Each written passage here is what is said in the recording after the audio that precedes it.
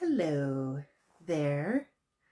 Welcome to really bloody hot Calgary. I don't know how you people in the heat do this. It is not for me. Let's just say. I am a Canadian girl through and through, and the heat does me in. It's not even that hot compared to how it is in the rest of the world, and we're dying. Of course, we don't have AC. That makes a difference. But I digress. So this is the Quilters Playcation Adventure Sewalong, popping on a random time. Sorry, no notification on that. My husband and I are on days off last week and this week. So last week I wasn't here. Did manage to let all of you know that. This week, not sure what's happening this afternoon. So I just thought I have a little bit of downtime right now. I'm going to pop on, make 2 blocks for you real quick, and hang out for a couple of, I don't know, half an hour, 45 minutes. We'll see.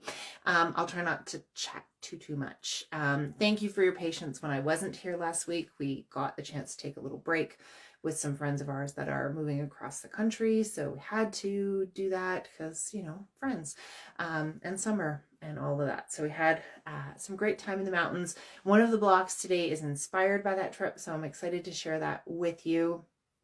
I am here for you today, and I just have to show this off in my awesome caftan, which my friend Erin got me when she went to Hawaii as a thank you for looking after her dog while she was in Hawaii. I've been living in this in the heat. It's awesome. I love it. I wasn't sure when she gave it to me, but I was like, well, if I don't like to wear it, it's great fabric, and I'll use the fabric, and there's a lot of it. But I love wearing it, so we'll see. Maybe in years, if I retire it, then I'll repurpose it for quilting. But for now, it's gorgeous. I love it. I've made a caftan before and did not like it. This is a better pattern and fit on me. Digression. It's hot, so I'm silly. And I'm perimenopausal, so I'm silly. Anyways, 2 blocks today for weeks. What are we at? That's gonna be 27, 26, and 27. So last week and this week, catch us all up on the Quilters Playcation Adventure Sewalong Rainbow Edition. It is I, Cheryl Arkison, your host, your guide, your instigator on this adventure. So let's get to it for sewing. I haven't made, just to be clear, a block in advance. So we're winging it today. Flying by the seat of our pants. It's summer, right? Let's say hello to the ladies. We love them so for joining us. And let's get to our block. So the block I want to make for block 26, this is one that has background in it, you can see. We're going to utilize that strip set that we had made a number of weeks back. This is sort of the last big piece I have of it. And what I'm going to do is I'm going to go right ahead and slice it on the diagonal to create kind of a diamond shape here. I'm laughing because it's essentially a square, and when you cut the sides like this, you create another square, but it looks kind of diamond-ish, and I'm laughing because my husband has this thing where if you put the word new on it, he's likely to buy it, even if it's the same thing. And we were in the process of telling his cousin this. Just let me stop for 1 second. You'll see that it's not like I didn't measure out the square, I just freehand cut things. And then we're going to go ahead and we're going to sew these background strips in there like that, and then sew these pieces back on. But let's do these 4 strips here. So anyways, back to my story. My husband has a cousin who works in marketing and product development, all that kind of stuff. And he was telling her, she was visiting, and he was telling her that, you know, if you slap the word new on it, I'll buy it.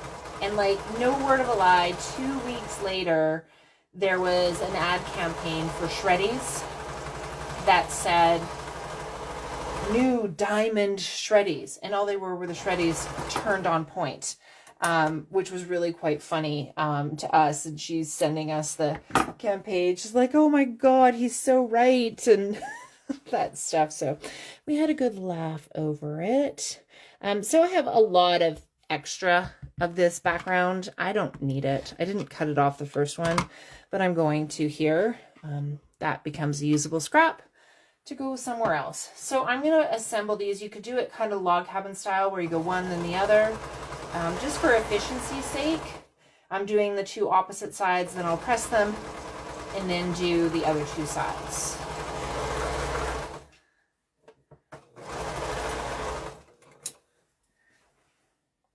So there we are. I hope you guys have all had a good couple of weeks along the way there.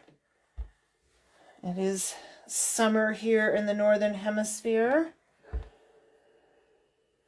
And I know our Southern Hemisphere folks, well, at least Australian folks, I think you're on school break right now for the winter. Because I see one of my Aussie friends, her kids are actually at a camp here in Canada at this point. So lots of different things. Now, the one thing I didn't check is making sure this strip that I'm adding is actually long enough once I have these other pieces, and I do. So that was just dumb luck. Probably should have waited to cut those until. So you can go ahead and sew this and then trim these off, or you can trim them off beforehand. It really just depends on your preference and your sewing machine setup. Because if you have a sewing machine with a presser foot on it that has one of those like metal glides that comes down, you can't obviously sew like that.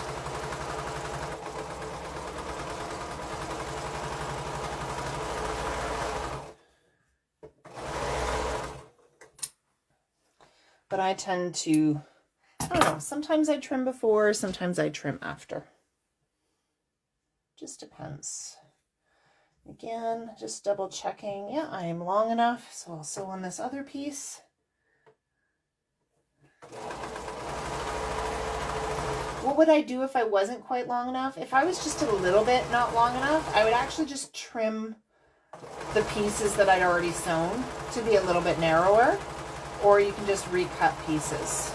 It's not a big deal either way. Okay. So there's my pieces like that. I'm going to go ahead and trim these before I sew them or press them, because otherwise I might forget to press. You'll see I'm just doing it with my scissors. You could pull out the rotary cutter and a ruler if you wanted, but I have that nice guide from this existing line here. So I could just go ahead and do that, throw out the little ones, and then put those other ones there. And I'm going to go ahead and press these. Now, I'm pressing all of these out towards the background piece, just because it's going to be easier, because I don't have any seam allowances really to contend with that way. But you may find it better or easier to do the other way. Okay. So there's my first sort of round. Now at this point, I can play with things a little bit, right? If I go ahead and do it like that, I'm going to have that consistency of my rainbow, but I could also kind of have some fun and do things like that, right? Where we change it up, maybe. Could do some things that actually, I don't mind that. I don't mind that at all, actually. I didn't think I was going to, because I really liked the first one, but yeah, I think I'm going to go with that. You don't have to. I'm just doing it. Now, in this case, it really doesn't matter what order you put them in, because they're not going to overlap. I have a thick enough strip here, and I actually purposely, I should go back to this, chose a thick enough strip because my initial square was width-wise quite close to the 10.5 inches that I'm making this set of blocks at. And so once I factor in seam allowances, right, I didn't want it to shrink. I wanted it to expand a little bit. So that's why these background pieces are quite large. You could make them as skinny or as large as you want. Just make sure that whatever size square you're starting with, you're accounting for the fact that seam allowances will shrink it up a little bit. But I'm quite confident that I'll actually be able to trim from all of this, and we'll see what happens. So I'm just going to go ahead and on each side sew these on. If you wanted to get fancy, actually, for efficiency's sake, this might be one of the most moments where I use a pin. If I just pin these so that they stay on, you don't have to, but it's just a little bit easier. I could just go all the way around the block instead of starting and stopping. Right? You guys know me. I'm looking for the most efficient way to do something. / I'm lazy. And I can just go all the way around. I don't see why that wouldn't work. But just pinning them on, make sure just one pin to kind of keep it in place, and I'll just start here and go all the way around. That'll be quick sewing. Let's bring you over here to see the sewing, just so you get the idea. I'm just going to start off the edge, come through, and go 1/4 inch, and I'll just go all the way to the end here, and then pivot. Make sure that's laying nice and flat. Yeah, I don't see why you couldn't do it this way at all. Pinning works great because I had them laid out and I knew where they were going to be so that they were going to stay where I wanted it to be.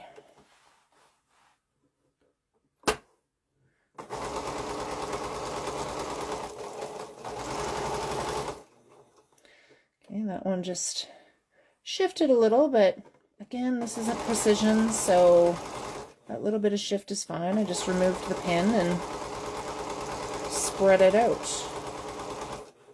Okay, last side.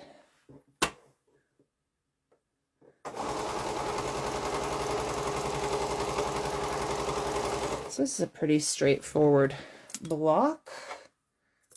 I think it'll be a nice addition to our quilt.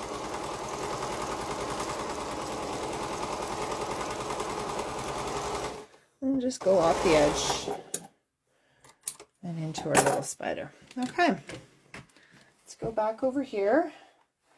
I'll remove those pins that held things in place and then give it a press, and then we'll finish up the block.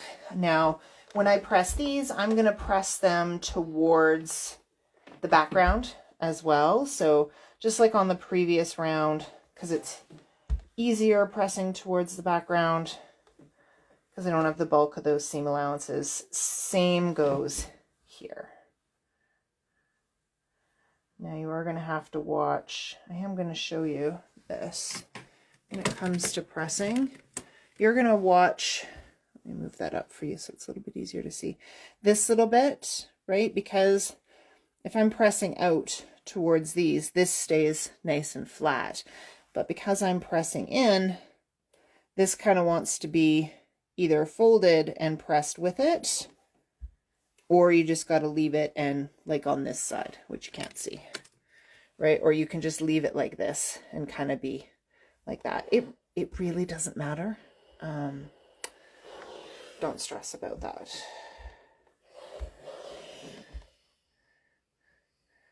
What's more important is that the part where the seam is pressed well, so that the overall block is laying flat. It's going to lay flat either way.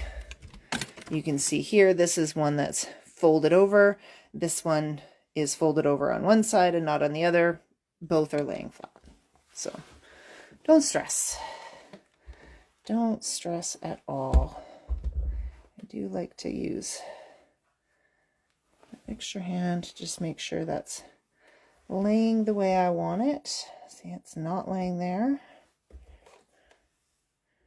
And I'm going to go ahead and press that. Well, that's fun. I like that. Right? It doesn't stay a perfect square. I didn't cut a perfect square because I freehand cut that. So it has some wonkiness that I like. Now let's trim that up to see what the finished block looks like. So I want 10.5 inches. So I'm actually going to be trimming off. Oh, it's exactly how I was anticipating it. So I'm going to be trimming off, and I'm going to probably lose some of these points on the tips or the edges, which is kind of how I pictured the block in the first place. So I'm happy with that.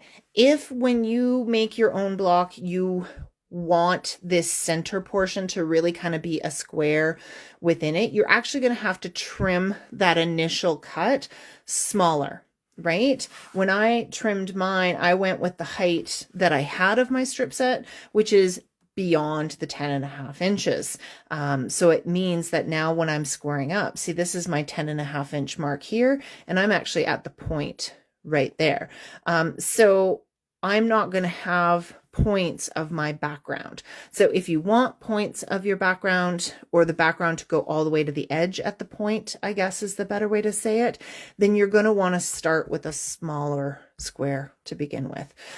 If that doesn't faze you, don't worry about it. When it comes time to trimming the block, you just get to play with where you're going to put it to maximize or minimize those points for you want. I'm just going to kind of eyeball a decent little spot. I'm going to actually get my points on the side, but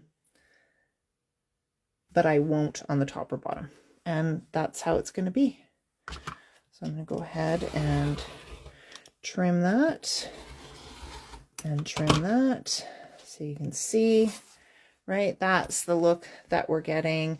That's going to disappear in a seam allowance when this block gets attached, which is fine. Totally okay with that. Flip it around and have my fresh edges. I'm just looking, when I do this, I'm actually losing the green there. So I want to know, do I want to bring that up so I keep, it'll be the tiniest amount of green, and then I'm going to lose some of the orange, so I can cut that difference a little. You know what? You play around with it. If I lose the green, I lose some of the green there. I have the green running through the center. It's fine.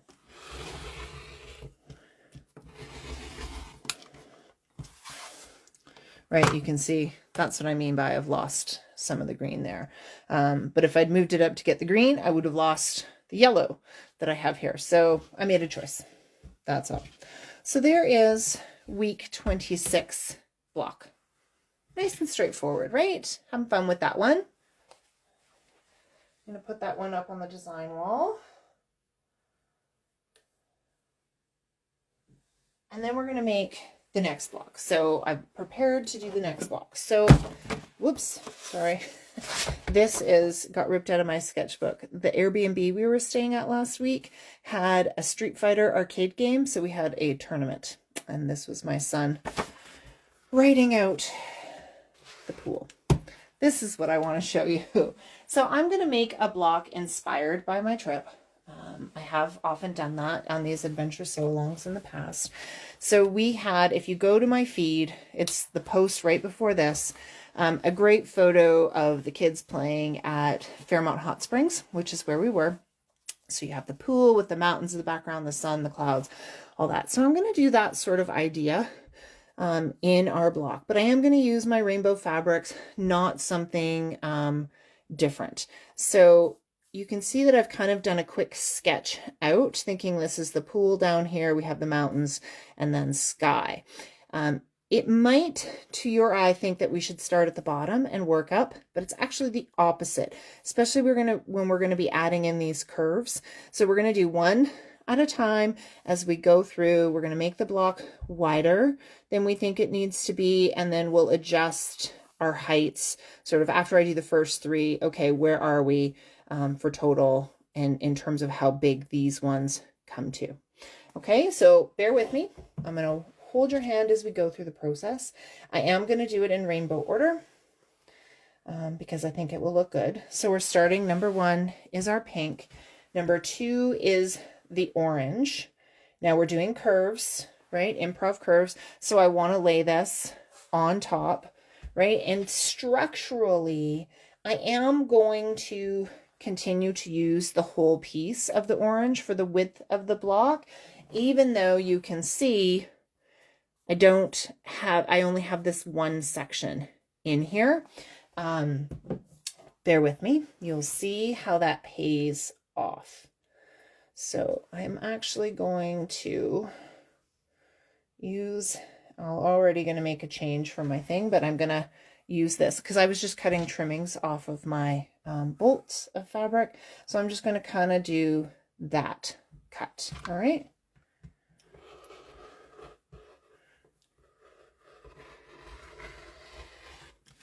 So we layered our fabrics right side up, cut through both of them, and now I'm going to sew that seam. Right. I missed a couple little spots. Didn't push hard enough. Oh, I really didn't push hard enough. Or I need a new blade, but I wasn't having a problem with my blade before. But that's okay. All right. So now we're going to go to the machine. And I'll bring you over with me to see here.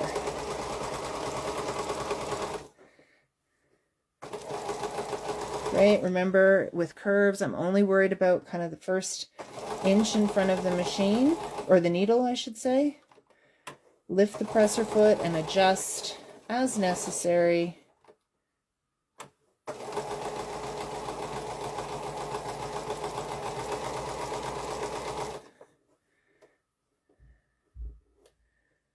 And then go the whole way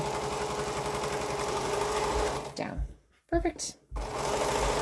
That's the first one. We'll give it a press and continue on. Be curious. I don't know exactly how it's going to want to press, so we'll find out.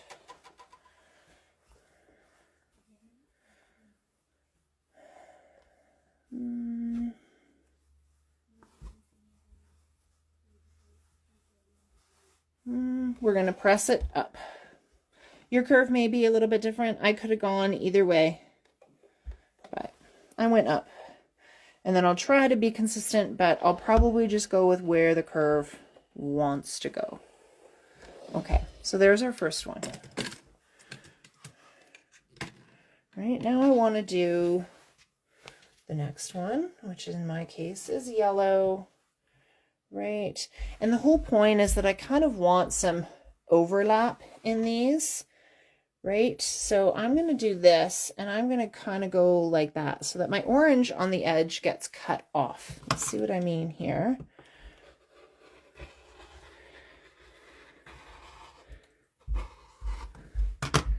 Like that. Right, so I'm just kind of creating some interesting kind of sunset, mountain, wave type things going on.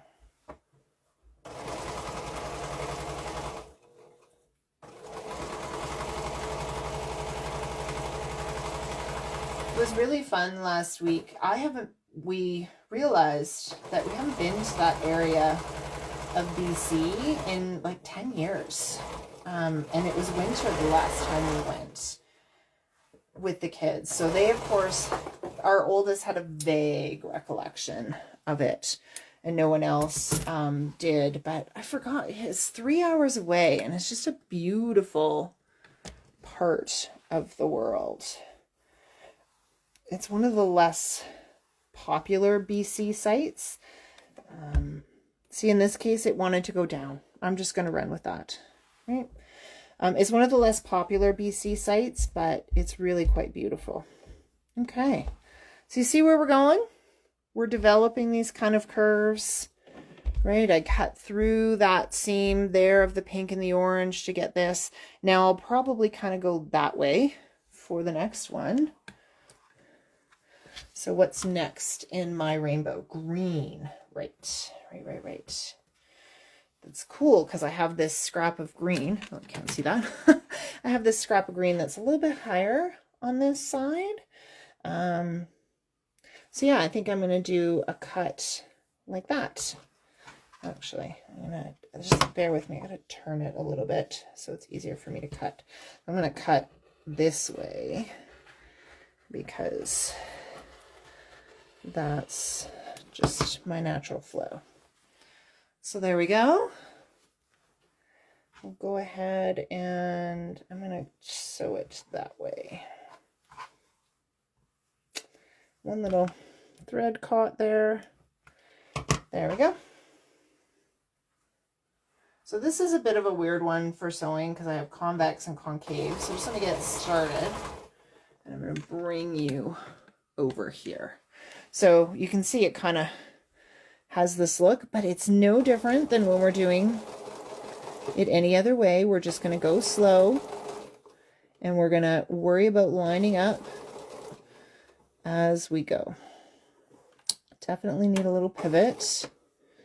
Sometimes when we get to those kind of weird curves, it's like do a couple stitches, pivot, do a couple stitches, pivot, and then always kind of smooth it out on this side so you don't have any puckers forming there.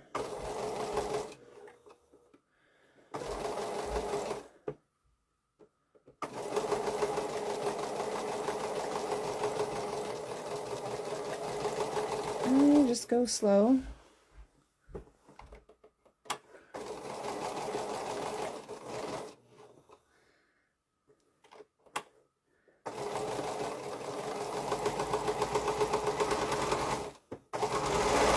There we go. The other thing I was remembering about our Fairmont trip, and I had to call my mom when we got home, is I'm the youngest in my family, and I'm the youngest by 4 years from my next oldest sibling and 7 from my brother. So I was the one home longer than everybody else, which meant I got dragged on my parents' vacations, and I remembered going to Fairmont a few times with my parents because they wanted to golf and I didn't golf, and there I was, the teenager dragged on their trip, right? And then certain restaurants, some of which, one that is still there, so we went there, and I'm phoned my mom, I was like, remember the German restaurant? She's like, oh yeah.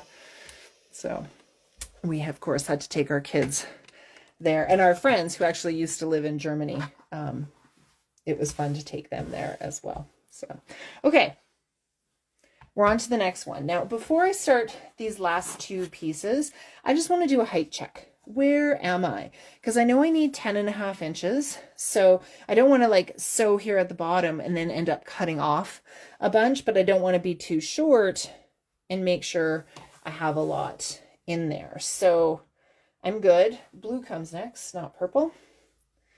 Right, I'm good. I actually have quite a bit of excess length, so I'm going to trim that off. Right, and now I get to add this one to it. So I think I'm just going to kind of do a little wavy one there, right, adding to it. So we've already deviated greatly from my drawing, right? You can see that. There, but that's okay. It's still the right idea. The drawing just works as a guide as opposed to a pattern.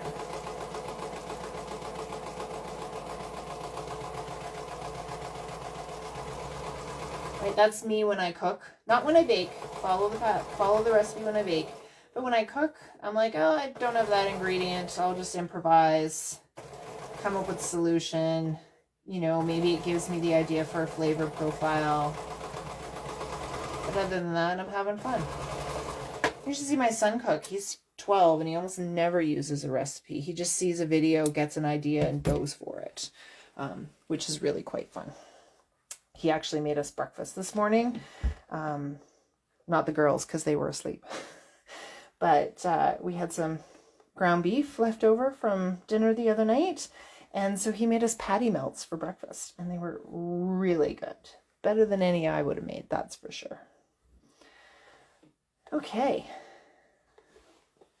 now we just have the last one to do, and in my drawing I had more or less anticipated it being fairly straight. So again, I want to see where I am height-wise, right? I'm going to do that like that, and then I'm going to go just straight across, more or less. I mean, whether it's straight, I have no idea. I'm going to go ahead and sew that, but I do have more here than I need. So I'm just going to trim that off. So I didn't use the rotary cutter because I didn't want to cut through what was on the back there. Okay, last seam.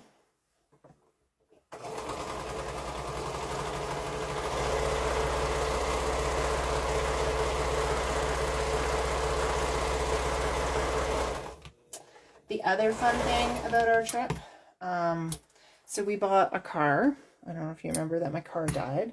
We bought a car, and just a used car that will primarily be for the girls to drive. It is a 2015 Volkswagen Golf, and it's a stick because that was important to us, and we were able to find one. Anyways, our oldest has only driven on the highway, I think, once or twice before. So she got some experience driving on the highway in the mountains in Carter. That is the car that is what they've named the car. There's a backstory that I won't get into. But she did really well. Really, really well. Okay. So now I'm going to square this up. Now, it's a good thing I was measuring, didn't trim off too much here because I'm just at 10.5 inches there, and I'm going to be just at 10.5 inches wide. Actually, a little bit short on this one little blue section, but not enough that it matters. It'll be everything that's contained within the seam allowance. So obviously, the more you give yourself on the top and the bottom, the more little bit of wiggle room that you have when you're trimming. But I think I did pretty well. I'm happy with it.